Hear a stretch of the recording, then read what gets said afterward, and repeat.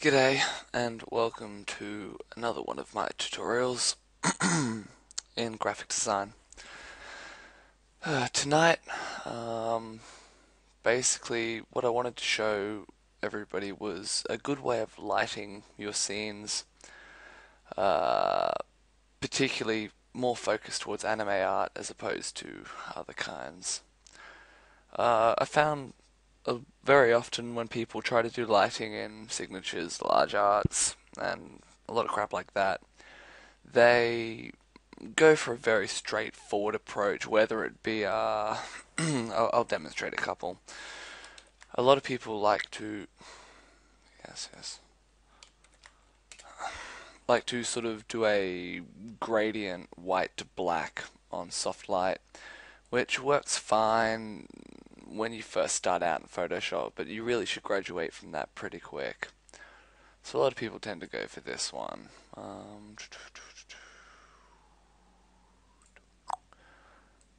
The old white, black, soft light. It works. I mean, you get lighting, so, but it never usually looks that good. Another one people tend to use is the burn and dodge tools. Burn and dodge tools are great, but not to do an entire lighting scene with. Go to my brushes. You get much more control over what you want to do, but to be honest, it's not really something you want to use for your entire thing. Now, getting to the method I want to teach in this tutorial is basically using adjustment layers and masking to create lighting in your scene. So you see here we've got our main picture that I just grabbed off the net. The lighting is good, but it could use a bit more, particularly like if we wanted to create a certain feel to the image that you haven't got with the current lighting scene. There's a couple of steps to doing this technique that all of them are pretty much as important as the next. So have a look and we'll see what we can do. Usually what I'll first do is I'll create a new layer. There, I will use the pen tool to generally work out how I want this light to hit. You can see some of the main things we've got, and I'll just highlight them quickly using brush white. We got light down here, little bits coming through here, not too much. We got light happening back here, highlights up in the trees, and along here. So they're the main things it's hitting. Now we can pretty much tell just from that our light source is going to be coming from up in this direction, working its way down. Yes. Anyway, usually what I like to do is I like to create a path using the pen tool to sort of highlight so I can always reference where I want my light to come from. Now, I'll do that quite easily just by basically creating a big curve going up and down in the direction that the light is hitting. I find that you can adjust it to how you think the light may change throughout your scene, but essentially you're going to want something like that. You can always just reference that. You don't want to stroke it or anything, just leave it as a normal path. Okay, next. This is the main point of the tutorial, is we're going to be using adjustment layers. You can find them from Layer, New Adjustment Layer. Also, you may have it in the Adjustments panel right here, which is a bit quicker. Now, what you want to do is, I'll just delete this. Oh, shite. Delete this layer. Okay, you get your main layer. You can have as many layers as you want, as long as you select your top layer. You want to go... There's a couple of ways of doing this. I tend to go brightness contrast is one good way. Levels is another great one, and curves. Start with brightness contrast. Now we'll work on the shadows first. So we'll bring down. One second.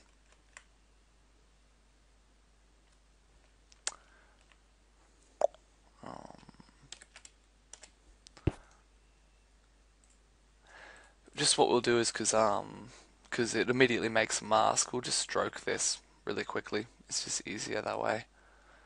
Just go pencil, no simulate pressure, then delete your path. Now you can easily see it and just put it on its own layer. Quick and easy. Okay, we'll hide that for a second. Brightness contrast. Now when we're working on shadows, we'll bring down the brightness and bring down the contrast a little bit as well. We want to sort of create a sort of like a matte that's happening down here. We want it to be not very contrasted and not very bright as well. Whereas majority of the contrast is going to be in the highlights and in the transition from shadow to highlights. So we'll leave it around there. That looks pretty nice down there. You don't need to think about what it looks like up here because you're going to be changing that later on. All you need to pay attention to is where your shadows are going to be, so we can put that on. We know our shadows we want it around here, along her face here, down in this section and around here. So what we'll do is you'll see our white box here. This basically resembles or represents our masking.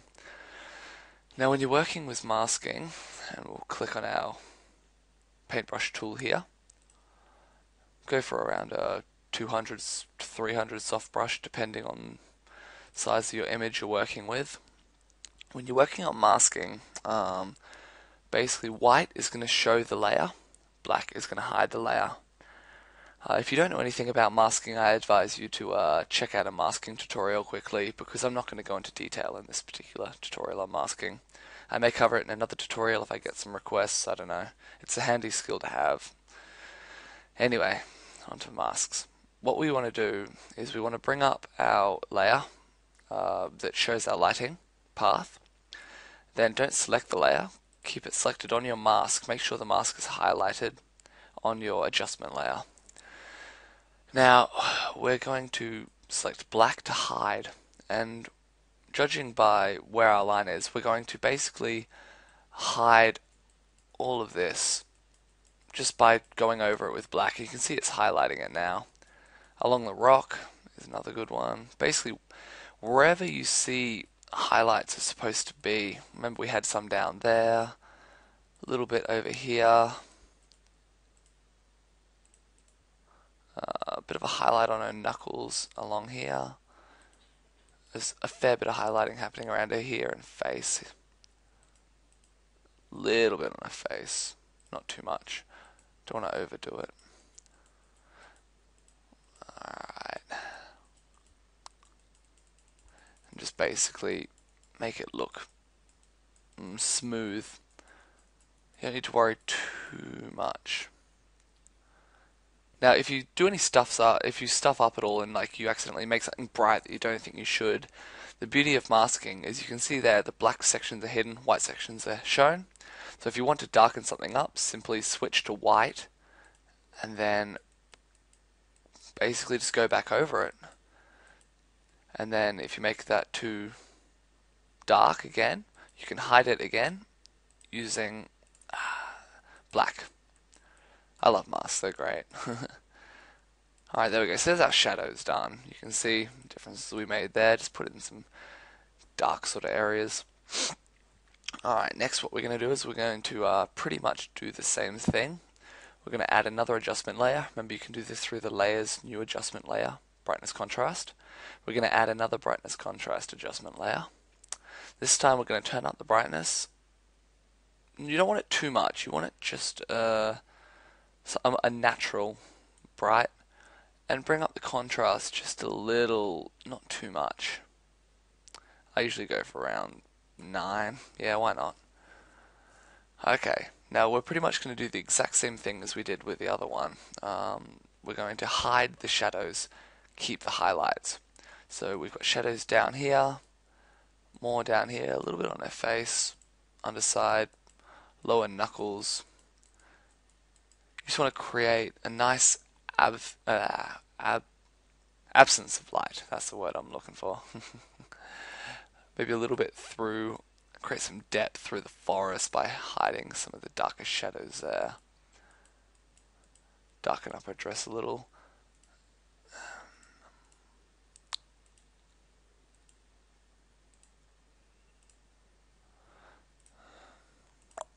And remember to use these lines that you've made as sort of like a guideline for where you want your shadows if you ever get confused.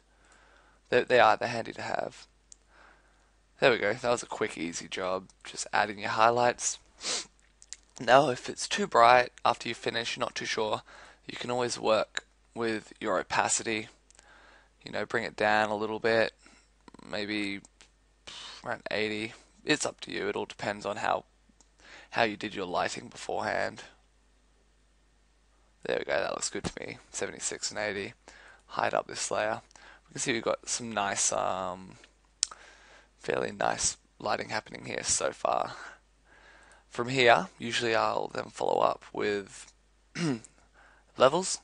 So create levels, adjustment layer. What you want to do with this is you'll see you have a histogram happening here. You want to have these sitting on something. So you see this, it has basically it's underneath a big some of the black lines. You want that, whereas the white one pretty much sitting on nothing. So you just want to move the white one up a little bit until it starts to get a little bit of a volume happening in the histogram. That isn't going to do much, but it will make a slight differences. Add a bit more vibrance to your piece. Basically, this is just leveling. You don't want to do anything too tragic with your levels. Just make sure that you have your black and white sitting on some form of volume in your histogram. Sorry if I'm being a bit abstract with that explanation, but it's the only way I can really think of it. Okay, final adjustment layer we're going to add is a curves layer. Curves you're pretty much going to play by ear. You just want to make, if you've never used curves before, basically you're making a curve. You work on the shadows by pushing down this one, and the highlights by pushing up this one. That'll include contrast and everything. I usually like to make just a normal curve like that. Looks nice. And then you can mess with the opacity until you get the strength you want. I'll set it at around 42. Looks quite nice.